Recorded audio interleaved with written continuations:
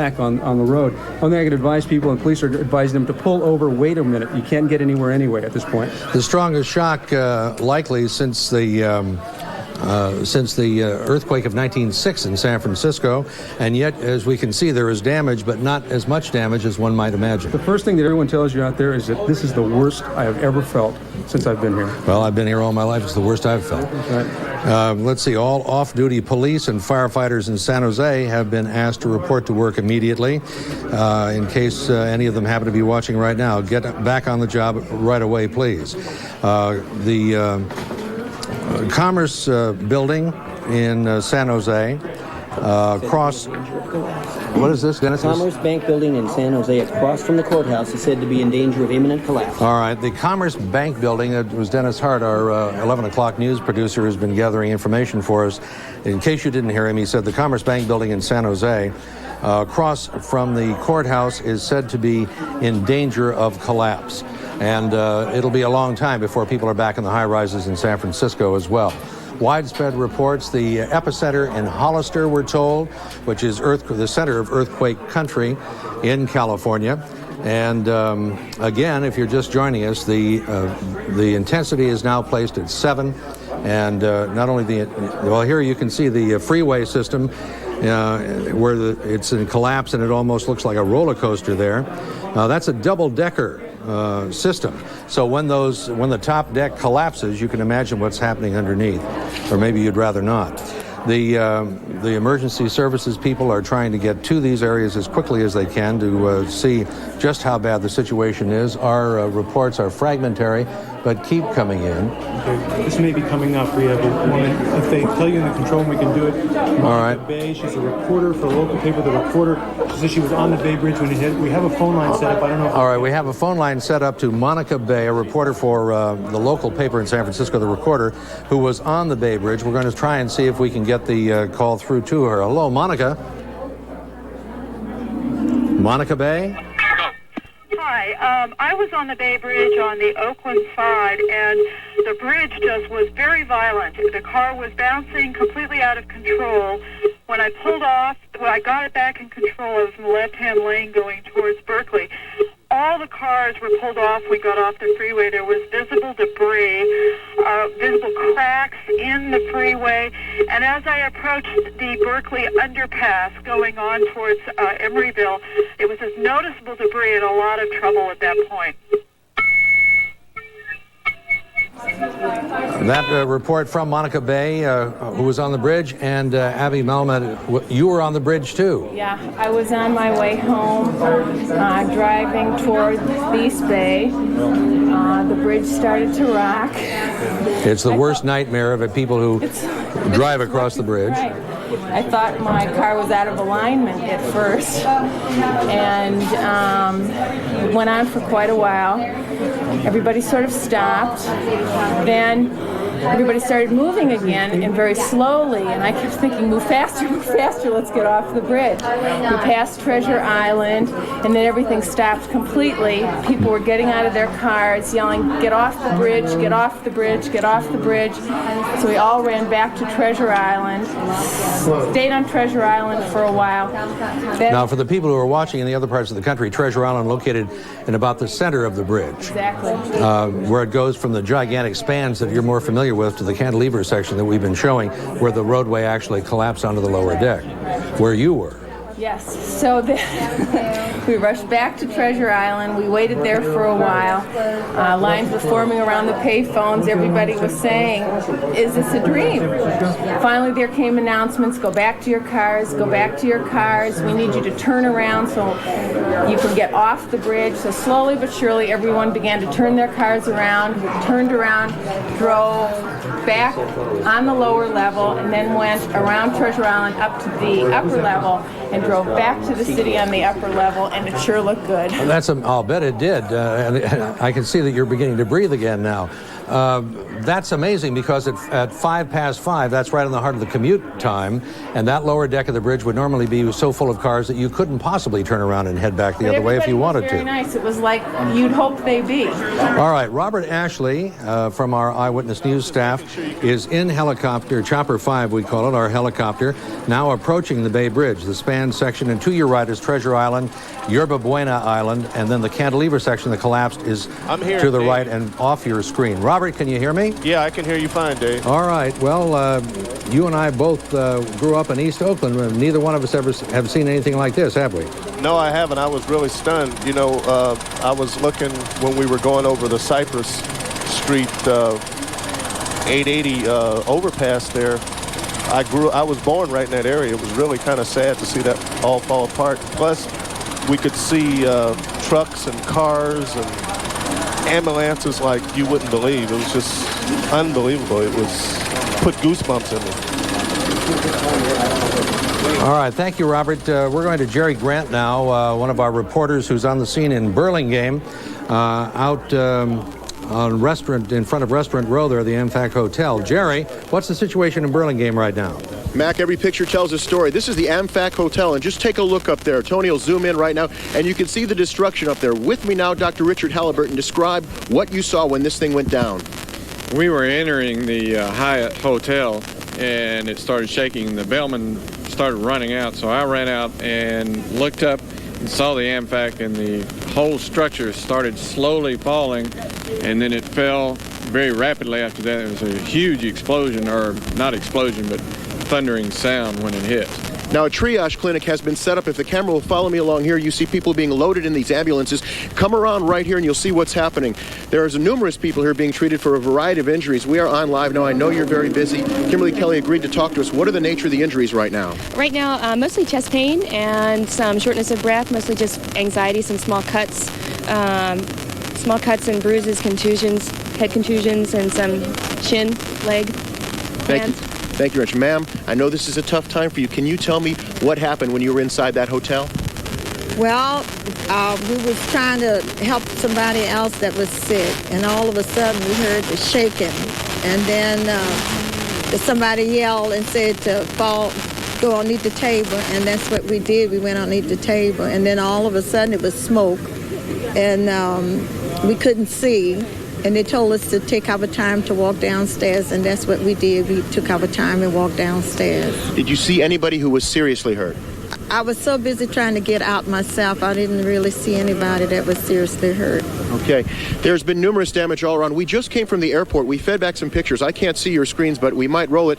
Inside that airport, there was plaster falling down everywhere in San Francisco Airport. People were hit by it on their backs, on their necks, on their heads.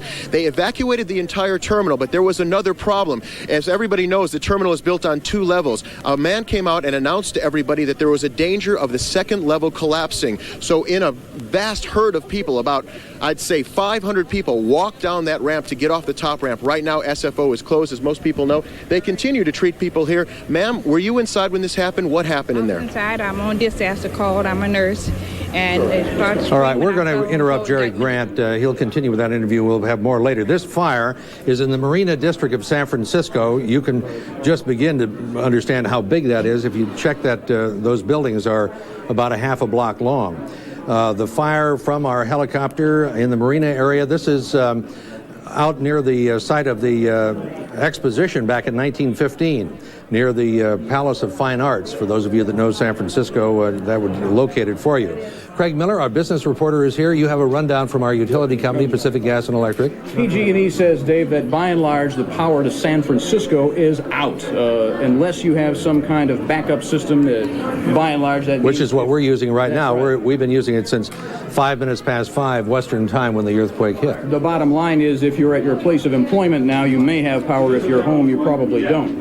So San Francisco substantially out. Scattered outages are also reported in Marin County, and a large number of outages reported around Alameda and Contra Costa County. One thing they wanted us to pass along to you is that if you smell gas and you know where the cutoff valve is for your gas supply system, you should go to it and shut off the system. But they emphasize only if you smell gas. Otherwise, you should leave it alone.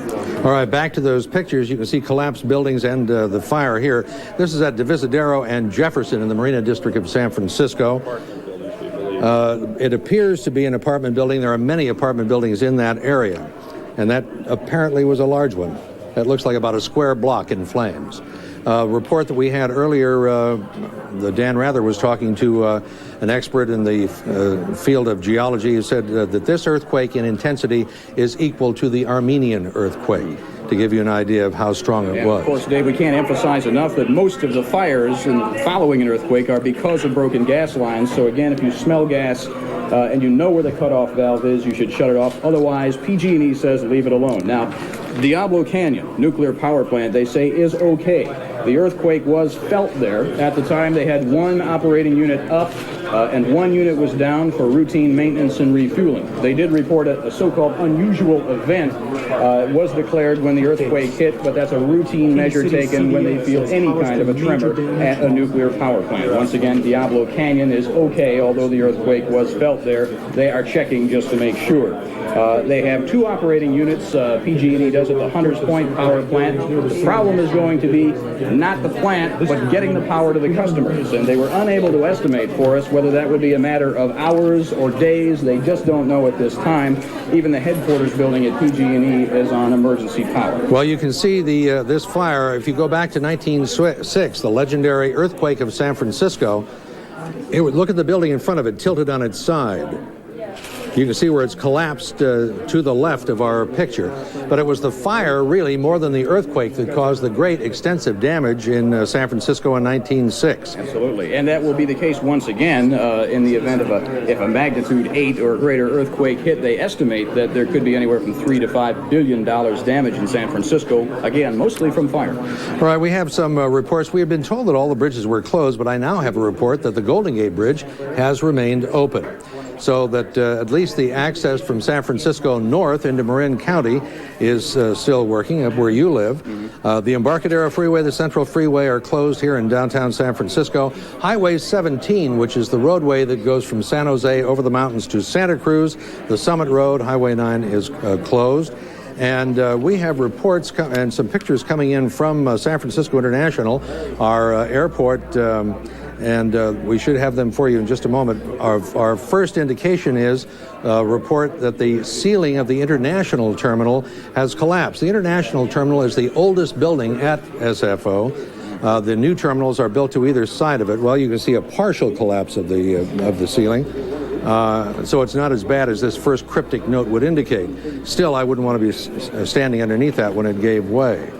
At the airport, we're still trying to establish the situation for the runways, whether or not aircraft are being allowed in and out of the airport. If they, our runways are built over fill in the bay, and they have to close them occasionally because of the tide going in and out, and the runways becoming too rippled, and they have to straighten them out again. Now, with an earthquake like this, we may be faced with the same situation, and it's ironic because they just finished working on the main departure runways at San Francisco International.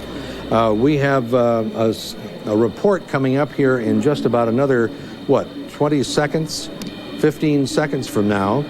As you can see, that everything looks okay here. Closed down, obviously. I'd close it down and leave, too, if I was going through a shake like we had in San Francisco this afternoon. It happened at 5:05, which is the good news is that a lot of people were out of the high-rise buildings in downtown San Francisco. The bad news is they were headed home, and some of the freeway systems, as you've seen, have collapsed. We are still waiting for that interview. This is raw tape that has just been brought back to us, and how they got it back here, I don't know, because the freeway system has been effectively closed down over much of the area. As you can see, the entire building has been evacuated, and here comes that report. I want to get to Rena. Your name first. I'm Joe Garfas, and I'm from Garfas, Gyarfas. Where are you from? Spokane, Washington. From the beginning, what happened? Hold on. Well, we went in to get a deli sandwich waiting on the flight, and we sat down next to the big windows out there and felt the rumble, and I told my wife that we got to get away from here, and we went under the doorway, but before we could do that, stuff was coming down and hit me in the back a little bit. It didn't hurt. Thanks a lot. That's what we need. Your name? Marion Johnson. I'm retired colonel, Air Force. What happened inside there?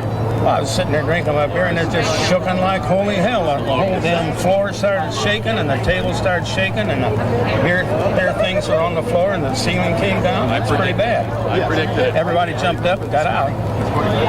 I hit the deck and got under the table. All right. I'll bet they got out. I mentioned a moment ago the Golden Gate Bridge was open, and as you can see, traffic is moving very light, which would be a surprise because this would be one of the few ways to easily get out of San Francisco right now.